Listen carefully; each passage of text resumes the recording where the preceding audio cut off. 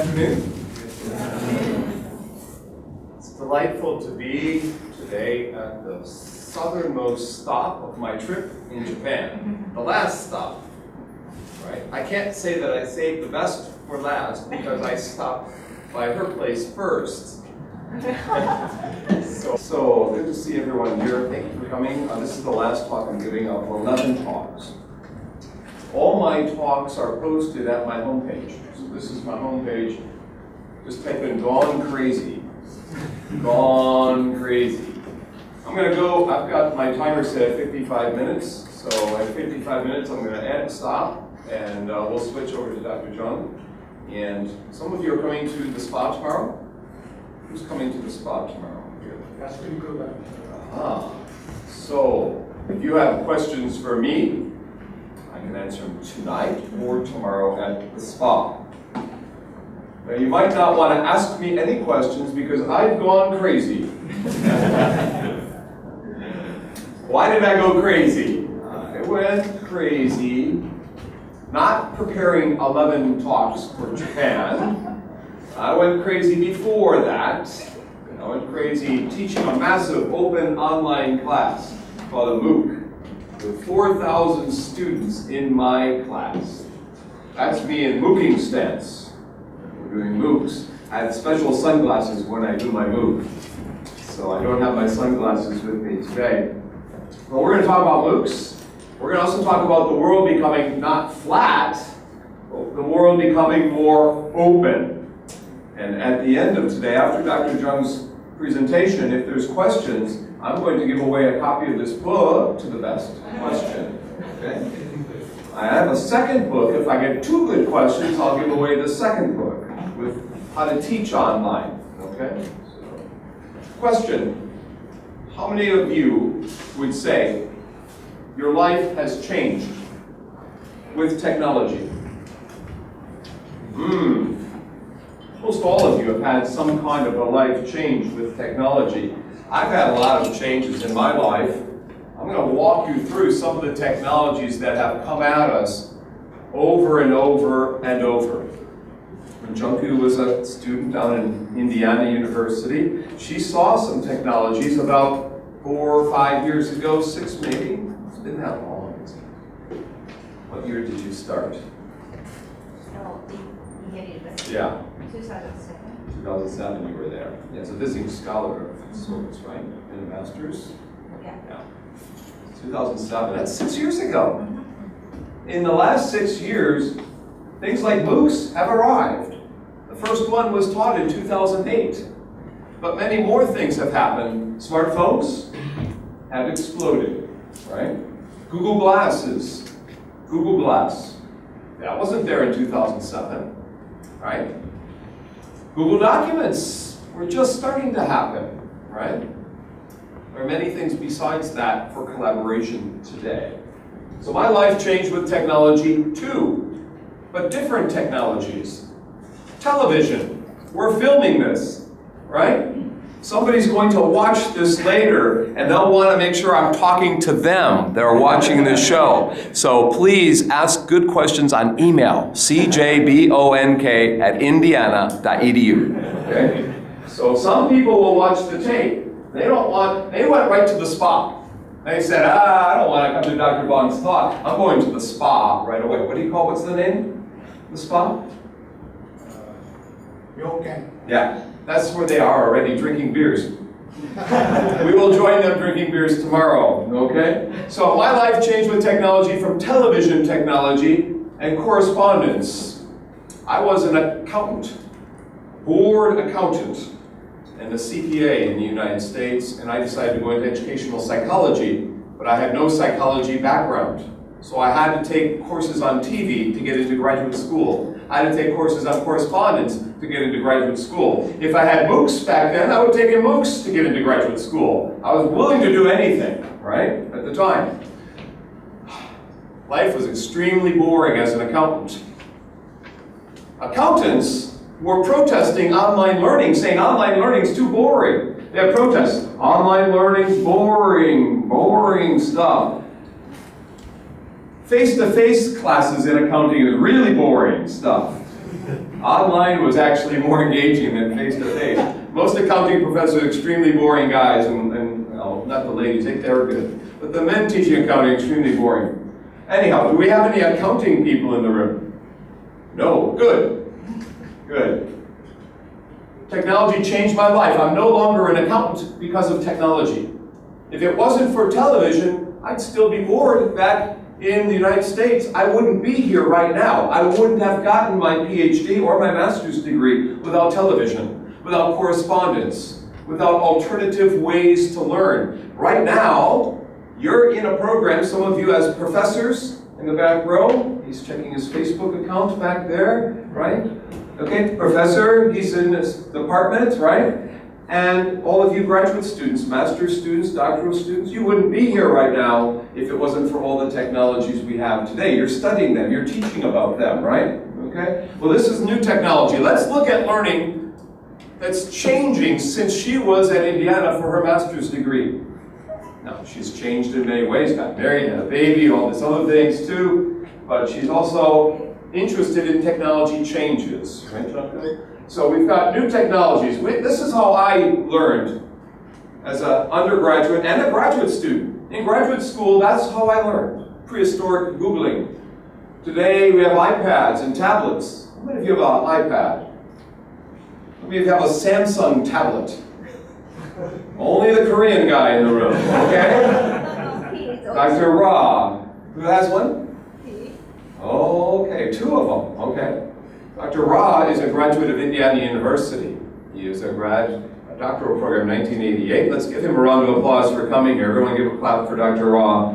Thank you for coming, very famous professor here. Okay, we got 3 claps. Yeah. Everyone give him a round of applause for coming here. Stand up and bow. Okay, so Dr. Ra is here from Seoul National University, very famous school, and his wife, In Sung Jung, will present next. So we'll hear from very famous people here. After I'm done, okay? Now, some of you have Samsungs, like I have a Samsung smartphone, because I'm half Korean. You didn't know. My son is Korean, he made me buy this. So, anyhow, I like tablets. I have an iPad too. I didn't buy a Samsung. But here's an iPad. So Steve Jobs said we can search the internet differently. Learning is going to change. Let's look at how learning is going to change for us. It started with correspondence hundreds of years ago. I learned through correspondence. I'm hundreds of years old. No, maybe not. But correspondence did change people's lives from the 1700s, 1800s, even the 1400s. The Vikings used ships to drop off books. The Vikings had ships in 1300, 1400. Then we had tape recorders. I learned through tapes. I learned through floppy disks. I learned through zip disks and overhead projectors, right? Learning's constantly changing. Technologies are coming at us one by one. Computing technologies. This was my computer in 1983, before some of you were born. 40 pounds, I don't know how many kilos that is. Huge computer. This was a laptop computer back then. 48K of RAM. $2,500 US for that computer. Extremely expensive. Some people bought Macintoshes, some people bought PCs. I'm a Sony Vaio person. I like Sony Vaios. I have 5 of them at home. I have one right here I'm using right now. I was an accountant. I was really bored. I was really bored. Everything was the same every day. So boring. I left that field of accounting because of this man. He, in the 1940s and 50s and 60s, talked about television and how people could learn on TV. People thought he was the crazy man. I said, I've gone crazy. This guy went crazy in the 1940s and 50s and 60s. His name is Charles Wiedemeyer. He was from Wisconsin, where I grew up. If it wasn't for him, I'd still be an accountant, because he created courses for TV and correspondence. You can buy his book, Learning at the Back Door, for $1 on Amazon, used. $1. Every sentence is phenomenal. Every sentence is a quote that should be up on a quote's favorite quotes. Great book for $1. This gentleman here in 1987 was an actor in Apple Computers. video called a Knowledge Navigator. In this video, which you can watch in YouTube today, they predict the iPad. They predict the iPhone, Siri, talking to your phone. They predict video conferences, web conferences, all in 1987. He uses his hands, his fingers. He uses fingers just like an iPad. 1987. Apple was predicting the future with this little video. They spent $60,000 US to produce. Just when Dr. Ra was finishing his dissertation, he was working on it, he watched this video, I bet, and said, maybe I should become a professor at Seoul National. Maybe it inspired him. It inspired me. I used this video in my first class in 1989 when I taught my first class at West Virginia University. I showed my students this video. None of this existed, but it exists today. See, today, 25 years later, anybody can learn anything from anyone else on the planet. Today, you can learn from me at Indiana, coming to you via video conferencing. My students can learn from Dr. Jung, and they do. She comes to talk to my students using web technology. Adobe Connect, Google Hangouts, Skype. How many of you use Skype? Google Hangouts. More people use Google Hangouts. Okay? How many of you have heard of Adobe Connect here? Do you use? A couple of you heard? Okay. It's a very simple tool to use. You can save things. Today, old people in nursing homes, 110-year-old people, are mentoring little kids in schools using computers, sharing their knowledge. Little kids, 7-year-old girls, 10-year-old girls are becoming teachers. At a young age, I'll show you someone at age 6, she became a teacher. Today, this next generation is here. We're learning all the time with technologies wrapped around us, like my phone. I was learning on the train today, coming down from Osaka and Kyoto. I was learning until my phone ran out of juice. But yeah, I was learning all the time. Okay, how many of you remember Steve Jobs? How many of you remember where you were when he died 2 years ago? How many of you remember what you were doing on 9/11? How many of you remember 4/11? 4/11 was when MIT put all their courses on the web. The president made an announcement. Let's put all our content online. 4/11 is the most important day in the history of open education. The most important day, perhaps, in the history of educational technology and informatics. The most important day of your life was 4/11, and none of you remember that day. See, who would have thought MIT would put all their classes on the web for free? And I guess Wasada's putting some things up here in Japan, right? Other universities are putting open education. Because this older man, 80 years old, can now get a degree online. And he did. Marketing degree. This person in Tibet, a yak herder, can learn from MIT and Yale and Stanford, and he does. This woman in Peru can learn from universities around the world, and she does. She's in a wheelchair. You don't see her wheelchair? She's in the rainforest of Peru, and she's learning all the time. So learning is more open. Learning is more open. Learning is more collaborative. This woman here from Beijing Normal talks to my students from Cyprus and from MIT and from Uzbekistan. Collaboration in Google Hangouts. Kids in Thailand collaborating around the iPad. You see this old technology like this computer, I promise I won't drop it. This old, everyone there on the screen, this is not a collaborative technology. When you have a laptop, you typically use it by yourself. When you have an iPad, you show people what you're doing. It's collaborative. We share what we're doing with mobile apps, right? Today, learning is more open, learning is more collaborative, learning is more mobile. When we have monks using mobile phones, Catholic priests using mobile phones, when you finished your master's at Indiana, John Bill, there was nobody with a tablet computer. 2008, you finished 2000, well, around when you were finishing. You left in 2008 or 9? No, 7. 7 you left, yeah. Here we've got 55 million people using tablets today. Smartphones, Facebook, Twitter, it's changing dramatically. So learning's more mobile. I was mobile today. Learning's more video-based. When my friend, Adora Swivtak, she's 15 years old. She's been teaching teachers how to teach writing since she was 6 years old. She learns online and teaches online. She's the world's youngest teacher. Learning's more video-based. She puts her videos on the web of her teaching. She teaches teachers how to teach writing. She's in YouTube, TeacherTube. She's on all sorts of websites. The United Nations, Ban Ki-moon introduced her, right? United Nations. Video. Video's exploding. We can store more in video today. Learning's more social. We're learning in Facebook. How many of you have Facebook accounts? Oh, almost everybody except the people at the... Do you have Facebook in the back row? The ladies at the desk? No. Okay. How many of you are my friends in Facebook? Only one. Two, maybe. Only my Korean friends. Nobody in Japan wants to Facebook me. Okay, that's your challenge for tomorrow. Become my friend in Facebook. So learning's more social. 1 billion people are socializing in Facebook. Learning's more personal. This is an iPad potty. Uncle, your little baby can now learn math, science on an iPad potty.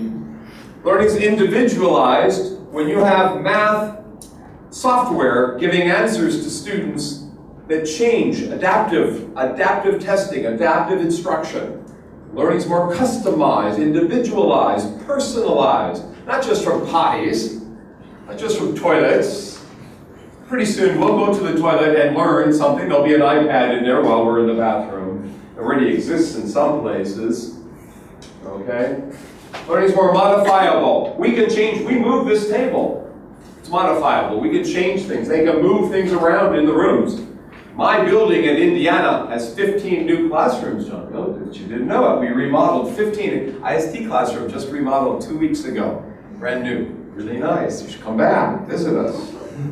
Learning's modifiable, changeable. Learning's more comfortable, cozy. Comfortable. Sit back and recline and just enjoy life. In Australia, where I was back in November, I was sitting here. The students designed the building. $42 billion building, the students designed the Learning Center to be comfortable. I didn't want to leave that place, but I had to speak across campus. They made me get up and leave. Learning's more comfortable, more modifiable, more open, right? What else is it? Learning's more ubiquitous. Ubiquitous. Seoul is the ubiquitous city. You're learning all the time in Seoul. Maybe Tokyo as well, maybe down here. Learning's more ubiquitous when cars have lettering on them that explain something. When your watch is a James Bond watch, some kind of a watch accessing the internet. Now, Samsung Technologies and others are creating these James Bond watches. Sony, smartwatch. How many of you have a smartwatch from Sony? How many want a smartwatch from Sony? I do too. I'm going to get one too, yeah.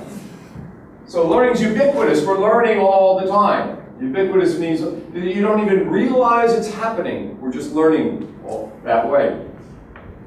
And by the way, Google would like to put a chip in your brain that when you have a question, the answer will come out on your smart watch.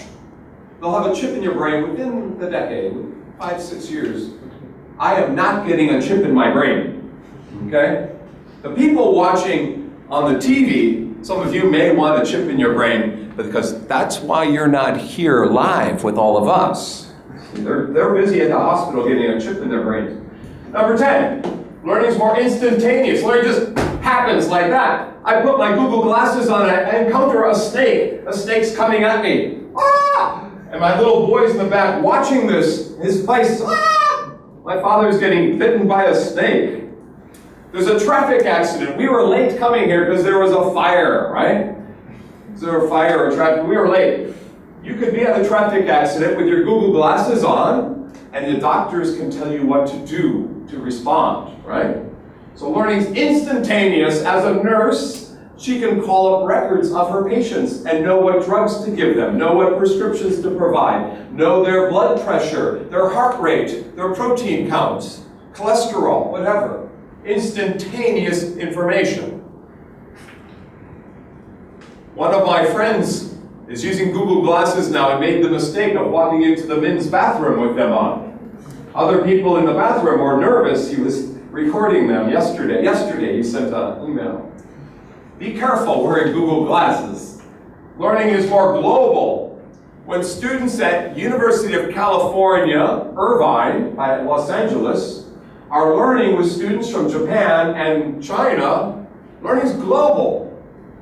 These are students learning Japanese. My students work with students in Malaysia, and in Korea, and in Peru, and in Finland.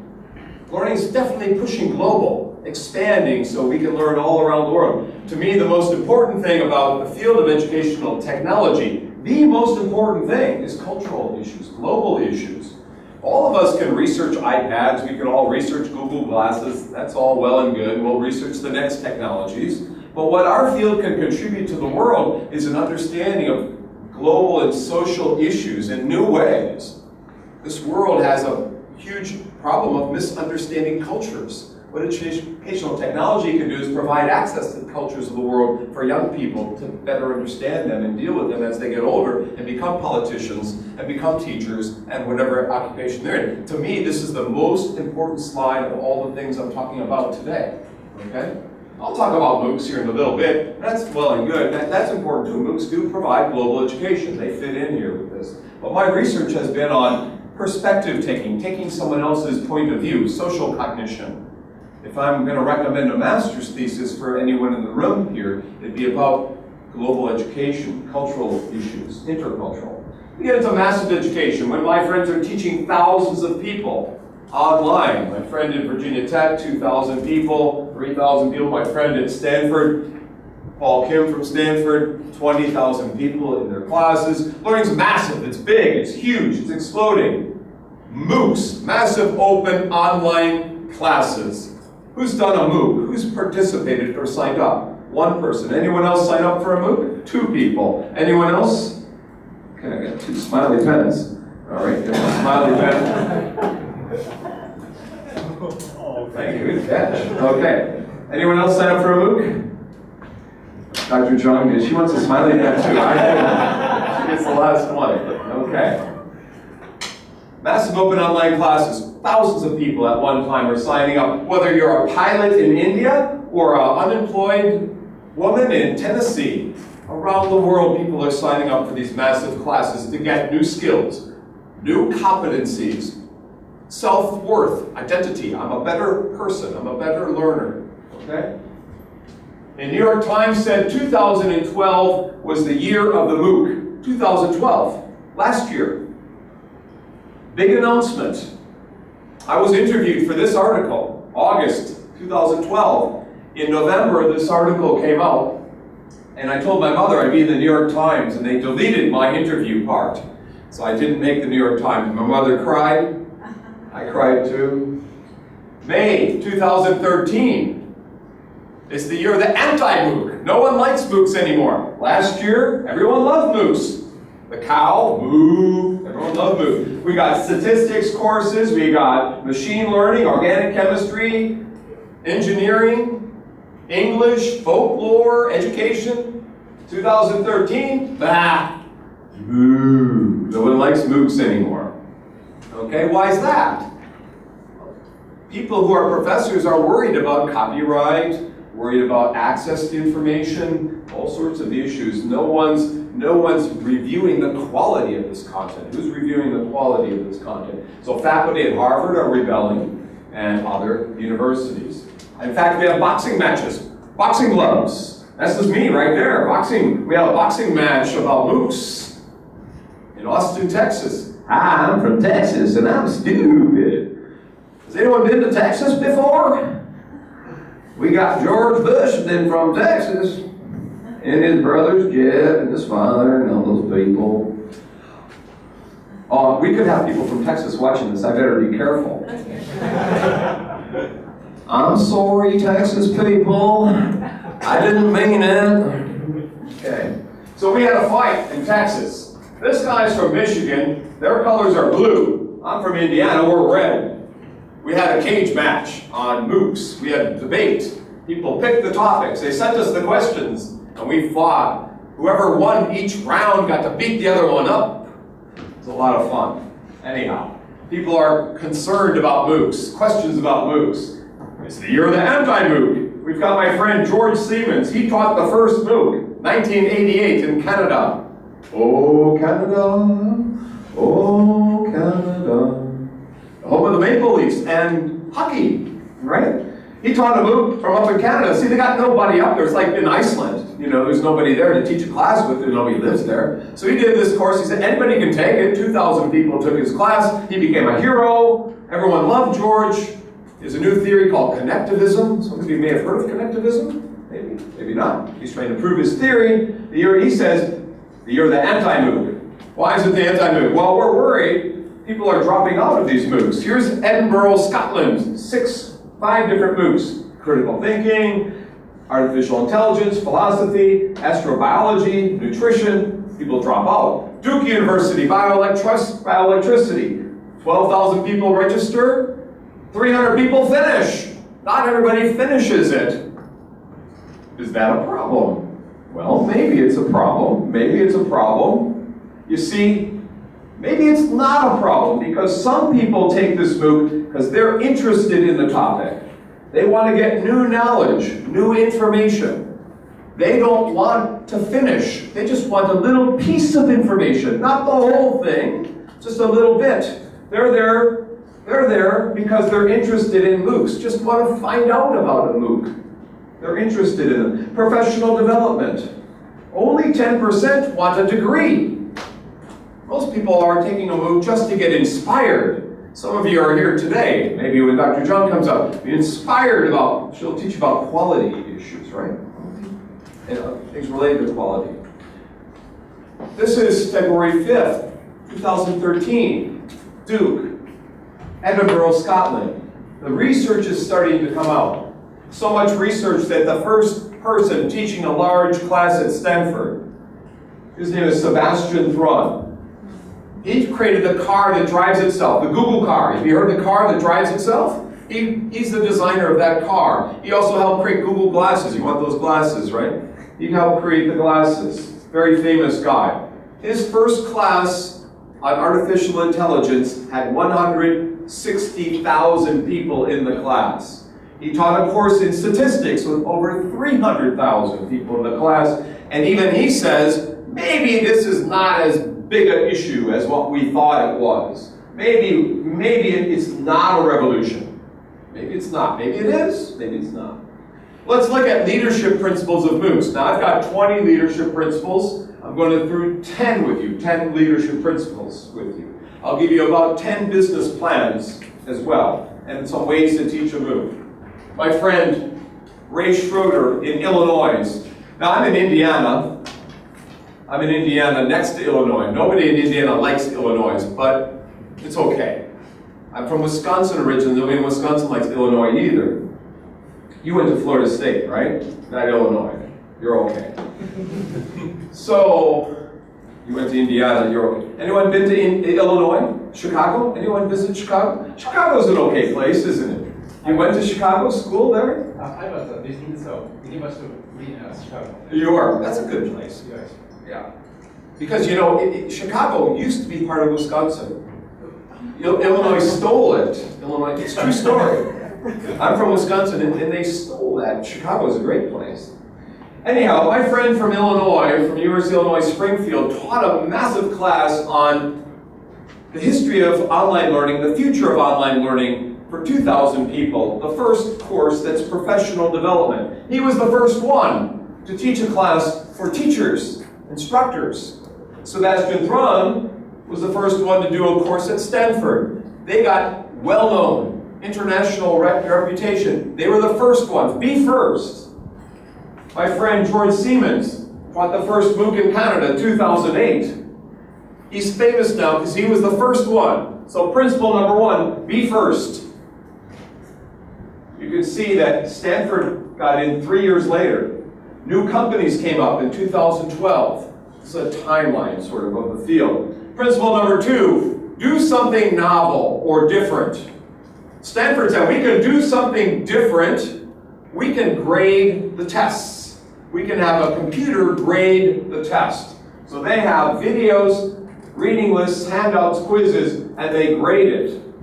They do something novel or unique, and Stanford's known in their engineering program for grading. Number 3, form a strategic partnership. Coursera has Michigan, Illinois, nobody cares about that one. Stanford, Washington, Princeton, Toronto, Duke. Also they have University of Melbourne, Australia, Hebrew University in Jerusalem.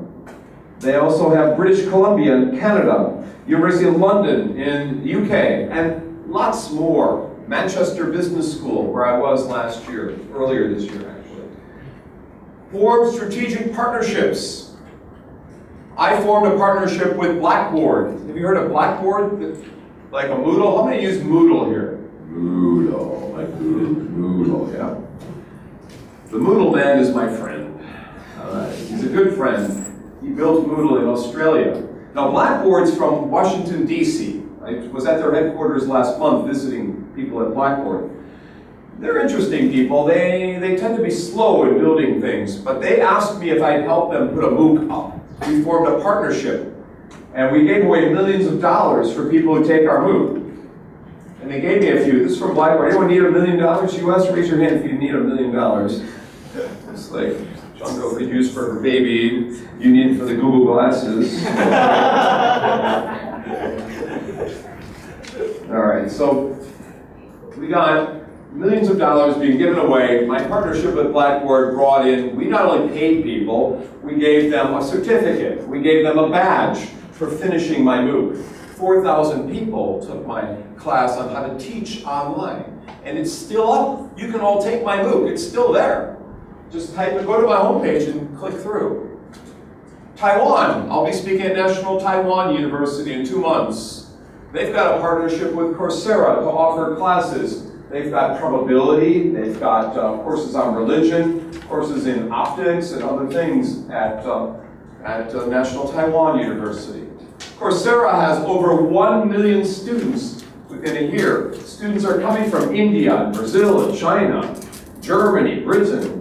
200 countries around the world are taking MOOCs. Hundreds of people who never had access to education before now have access to education. If you were to ask me what's important about a MOOC, the most important thing is to dip your toes in the water, to try it out. Access to information. You can change people's lives like my life changed. Your lives have changed. You told me, you raised your hands. People's lives can change from MOOCs without a degree. These people are teachers of MOOCs. These people are students of MOOCs. Collect testimonials that it works. Principle number 4, does it work? Principle number 5, build on your strengths. When Google said we're going to do a MOOC, their first MOOC was on search skills. Google's all about search, so it makes sense. They build on their strength. They get more people searching. They make more money this way. More people are searching in Google, you make more money. So that's what they did, build on their strengths. Look at this old computer she's using. Probably Katsu had one of those a long time ago, maybe. WordPress, word processing back then in 1979. The Walking Dead, zombies, Walking Dead. There's a new MOOC on The Walking Dead. You can sign up for a zombie class. It's a course in public health. Health, nutrition. Like if we have an H1N1 outbreak again, or SARS or AIDS or whatever, public health issues, they just have zombies on their homepage. It's really not a course on zombies. It's just to get you to sign up for the course. Again, UC Irvine is doing this. Seems like California Irvine is ahead of a lot of places in the US. In fact, we have a former student from IST who's there now. I'll talk to you about her at dinner. July 2012, my friend Chuck, who I had a boxing match with, he did a course on the history of the internet for 40,000 people. And then he met them in Barcelona. He flew to Barcelona to meet his students. He flew to Seoul, Korea to meet his students. He flew to Manila to meet his, he flew to Melbourne. He's a crazy man, like I was crazy. And he has a tattoo on his arm. Open source tattoo, open source software. He is the developer of something called Sakai. Sakai is a free tool on the web. The Japanese name, Sakai. He had 40,000 people. I met him in Michigan last month, and we did commencement for his students. Number 6, don't make rash decisions. I have 21 minutes left on my clock here. Don't make rash decisions. Virginia fired their president because she wouldn't do MOOCs. Their students protested. They love her. They hired her back. Stupid Virginia. She was not moving fast enough for their board, trustees board. Don't make rash decisions. Don't just jump into MOOCs just for the sake of doing MOOCs. Don't just do online learning just because everyone else is. Have a plan. Number 7, be proactive. Don't have an honor code after people cheat. Don't have a proctored examination after people cheat. Implement ways to reduce cheating before people. 35 ways to reduce cheating I've come up with. I'll talk to all of you tomorrow at the hot spa about this stuff. Ask questions. My friends at UMass Boston, ask questions first. Why should we do MOOCs? Ask questions. Don't just jump in and do it. Think about why.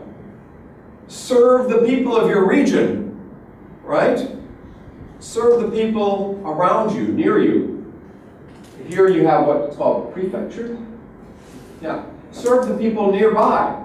My friends in Wisconsin did a MOOC with 2 grads of Indiana, Kurt Squire being one and his wife Constance. They're experts at gaming, internationally known. Wisconsin put a MOOC up on gaming, okay, to serve the people. Number 10, conduct formative evaluation. Does it work or doesn't it work? You should know if it works or not. This woman here, Karen, has been doing weekly evaluation of her MOOC that she's teaching in Georgia Tech and giving reports on how well it's working. Okay, let's look at 4 quick types of MOOCs. There are actually 20-some types of MOOCs I've come up with. Here's just 4 types. Number 1 is a theory-driven MOOC, a trend MOOC. If there's a current topic, you could do a MOOC on it.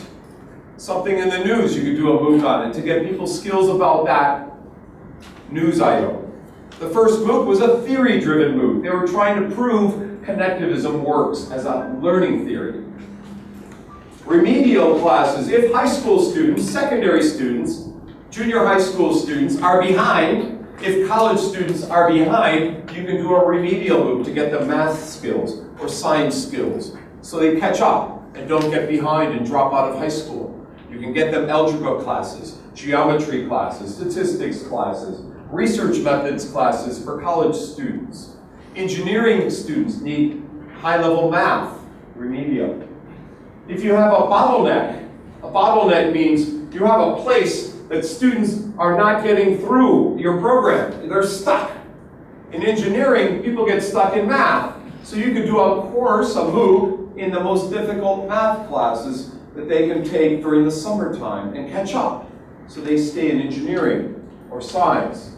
Professional development MOOCs. Teachers need professional development. Doctors need professional development. Eye doctors, nurses, any professional field needs PD, professional development courses. Reskilling, retooling, new skills. Those are 4 types of MOOCs. Now, a new company out of Stanford called NovoEd has 1, 2, 3, 4, 5, 6, 7, 8, 9, 10, 11, 12, 13, 14, 15, 16 free classes they just put up on how to create a company. If you're interested in creating a company, if you're interested in creativity, if you're interested in being an entrepreneur, if you're interested in getting venture capital, startup money, they have free classes in all this. They're in the Silicon Valley, so it makes sense. Okay, let's look at business plans. Business plan number 1, advertising, like Google, advertising on the MOOC. They make money through ads. Number 2, application fee. Pay a small fee to apply. $10, 20 US dollars. I don't know how many Japanese yen that is, but about 10, not much money.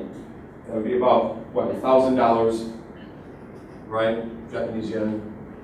Apply for a fee. Assessment fee. Pay a small fee. Got 16 minutes listed here.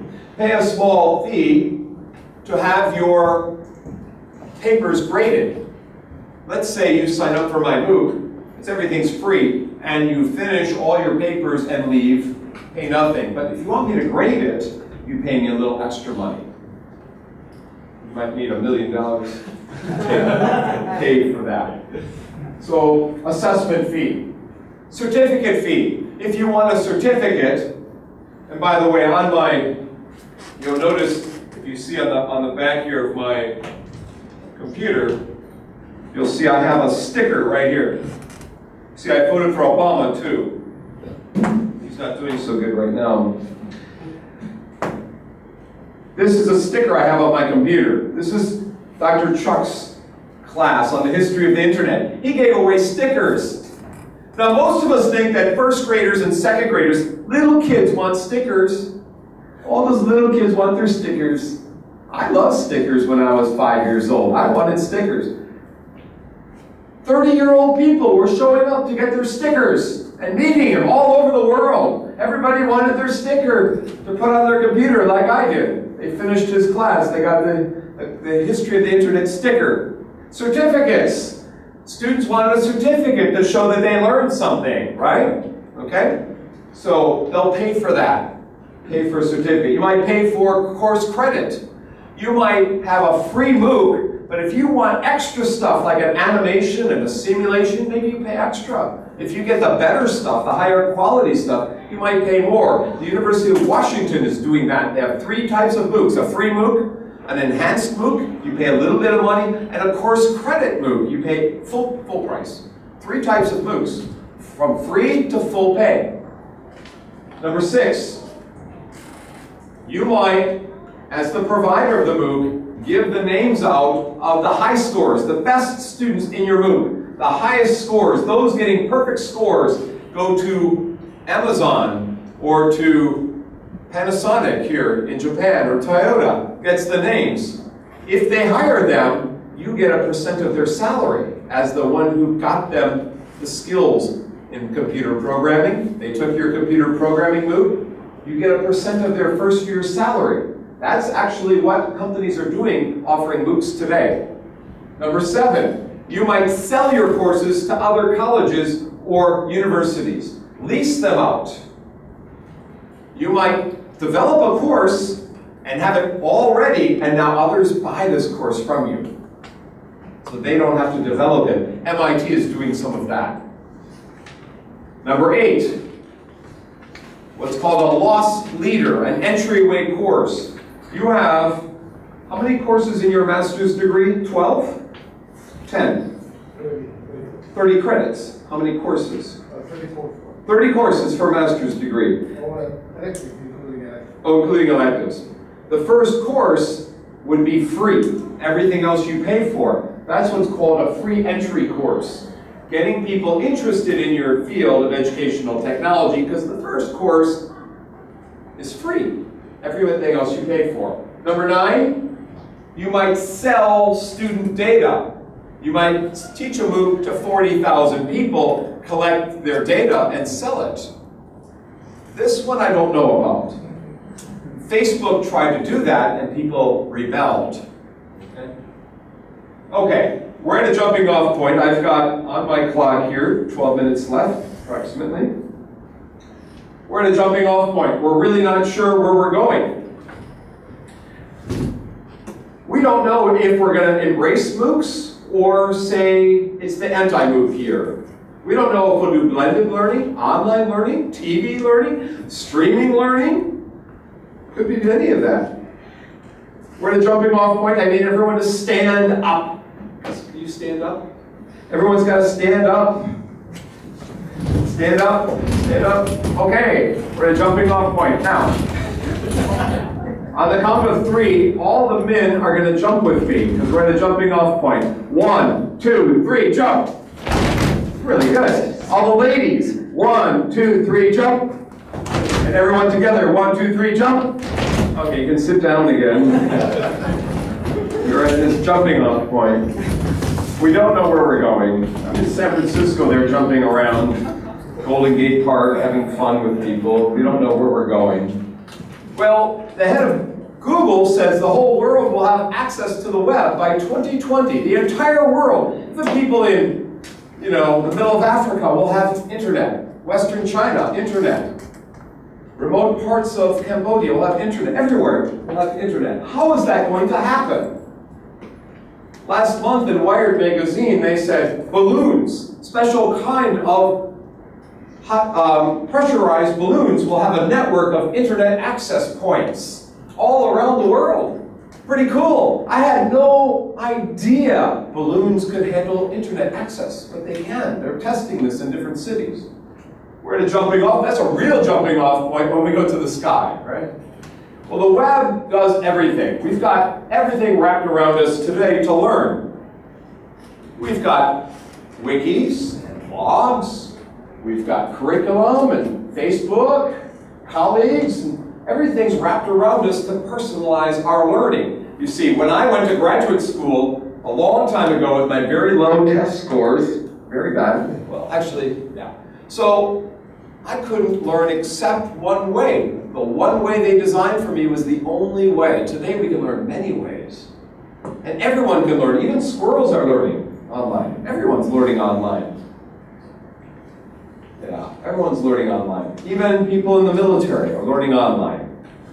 People in the Philippines learning online. Everyone raises their hand when they meet me. They're learning online. So I need all of you to do like they're doing and put your arms up in the air on a count of 3. 1, 2, 3. Hey, okay, great. Good deal. Okay, so the world's become open for learning. Let's take a look at this open world briefly. This is not my full talk, but Dr. Katsuki said, could you please give a little bit about the World is Open book. So my World is Open book, I go through 10 trends that have changed the world, from ebooks to personalized learning, mobile learning, collaborative learning. Each one of these is a chapter in my book, okay? If just one of these things had happened, it'd be a revolution. If just ebooks, or just electronic collaboration, or just mobile learning had happened, it'd be a revolution. But we have all 10 right now, all 10. And now we all learn. Let's go back here a second. This spells we all learn, these 10 trends. So I'm going to need your help. Everyone will say, we all learn with me at the count of 3. 1, 2, 3. We all learn. Ladies, say this with me. 1, 2, 3. We all. Ladies, say this with me. Ladies, say this with me. Come on, ladies. Try to 1, 2, 3. We all. Thank you. Okay. Number 1, books, ebooks. Repurposing Kindles for world readers for people in Africa, where you could put millions of books and make them available for people to read. All of Shakespeare's works on a Kindle.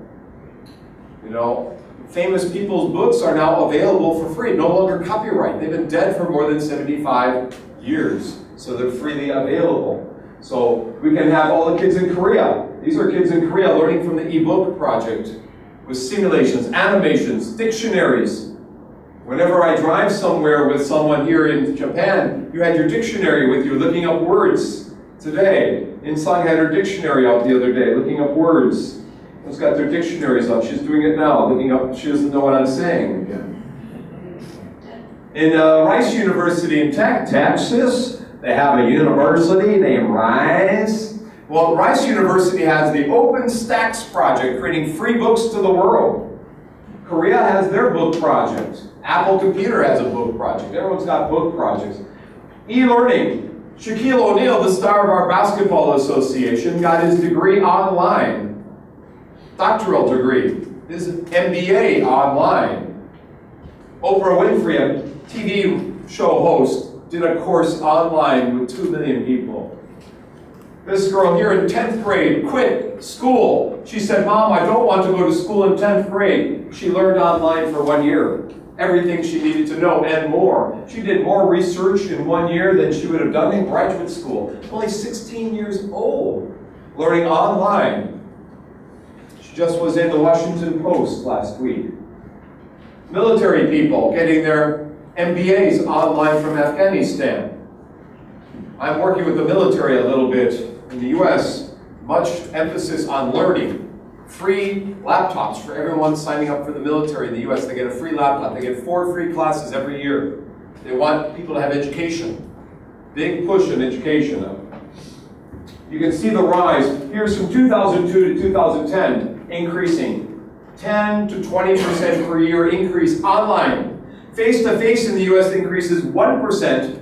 Online is increasing 10 to 20%. This guy at UPenn did a course, a MOOC, on philosophy for 50,000 people from India, Netherlands, Spain, all over. This guy at Georgia Tech said, "We'll put a course up at Georgia Tech, computer science courses, not just one, but the entire master's degree at Georgia Tech for $6,500 US. You can take the entire program. If you can't come to Georgia, it'll cost $40,000. If you stay at home, only $6,000 or $7,000. Interesting idea. MOOCs. Well, that's MOOC. Moodle. Holy cow. Moodle cows. Okay? Moodle's used by 72 million people in 237 countries, including Mel Gibson, including Yoda, smileys, cats, and dogs. Everyone's using Muppets. Everyone's using Moodle. This is an increase in Moodle. 7 million classes in Moodle, all free. Created in Australia by Martin Dogmayas, my friend the Moodle Man. And my friend Lucifer in Taiwan translated Lord of the Rings to Chinese and made $1 million at age 26. Anyone need $1 million? Got 1 million left for the ladies in the back row. They're working hard back here. She's checking everybody in, needs $1 million, right? Okay. My friend Lucifer created the OOPS project, open source, open courseware prototype system. OOPS. OOPS, there it is. OOPS, there it is. We did research on OOPS. This is the largest translation group in the world. They're translating MIT content free to the world. They're translating MIT content to Chinese, simplified and traditional Chinese. He made $1 million and took half of the money. Just ripped it right up. Says, I'm going to take half of the money. Whoops. He took half of the money and he's translating all these contents for MIT free to the world. Okay? He's crazy, man. I would have kept the money. This woman's learning online in her ears with her iPod. She's my friend Wendy Ermel from Washington, Seattle, Washington University. She's learning online. People are learning online. How do we know what's good contents? Well, Sailor.org and RedHoop.org are quality indexing. They're looking at the quality of all this free stuff. Okay? Repositories. Shakespeare online, Darwin online, the Dead Sea Scrolls are online, all free. In the past, when I grew up, when Dr. Ra and I grew up a long time ago, we couldn't see the Dead Sea Scrolls. Only 20 people in the world could see the Dead Sea Scrolls. Today, you get them online for free. New discoveries are being made by people. In general, people like me are making discoveries on the planets, Dead Sea Scrolls, you name it, discoveries are being made. Portals on species, portal on culture. This is a United Nations portal. You click on Korea, you get pictures and texts on Korea. You click on South America, Chile or Brazil or North America. This is the United Nations Digital Library, free, with peer review. The Smithsonian, the British Library, all creating portals of contents. Museums of the world, online. Music online. My friend in Hawaii has a music show she does. She tries inspiring kids about history by rewriting musical songs for history, like the Vikings and the Trojan War and other things. Portals. My friend Jimmy Wales created Wikipedia. You know Wikipedia? People said it wouldn't work.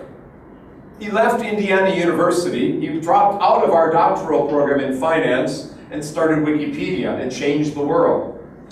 In San Francisco, his office is 10 people work at Wikipedia. Only 10. It's not Toyota or Honda.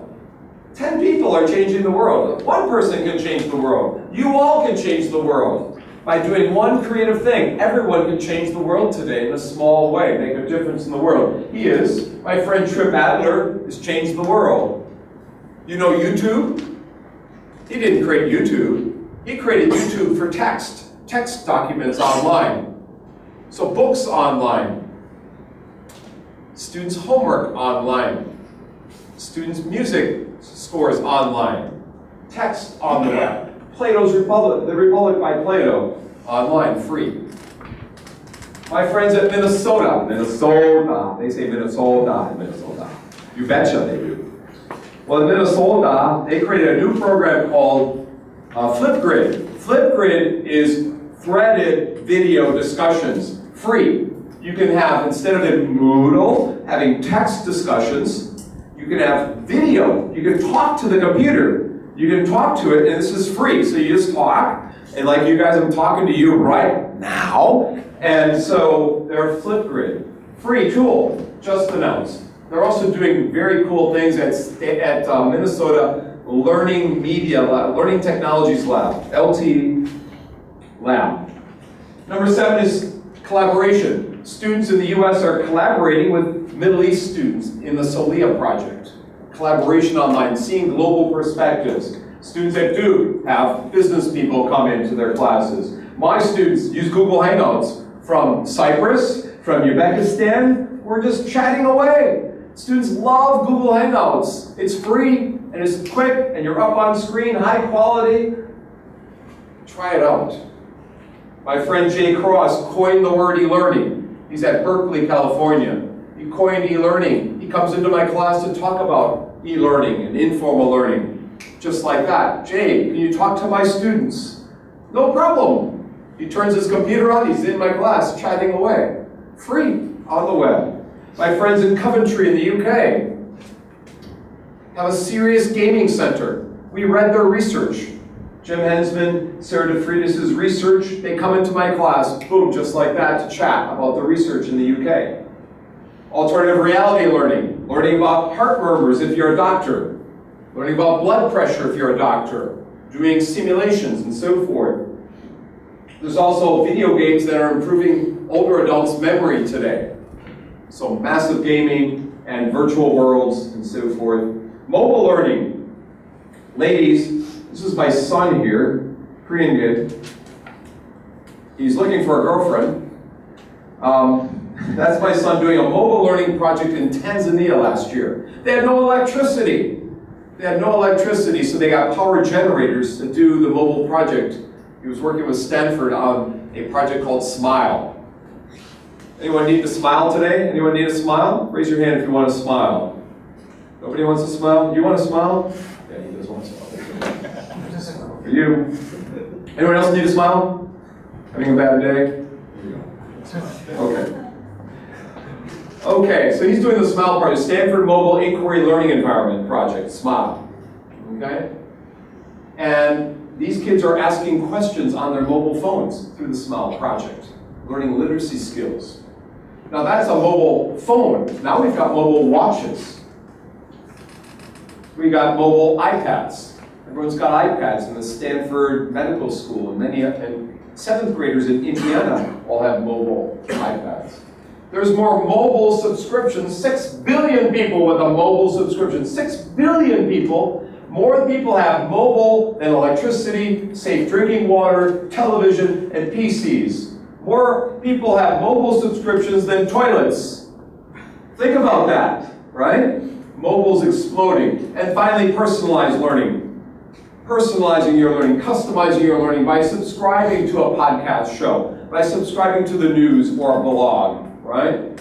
Or having people come in to teach you something from a big, in our university we now have these IQ walls, giant video walls where experts come in different parts of the screen to mentor you. Giant video walls coming at us.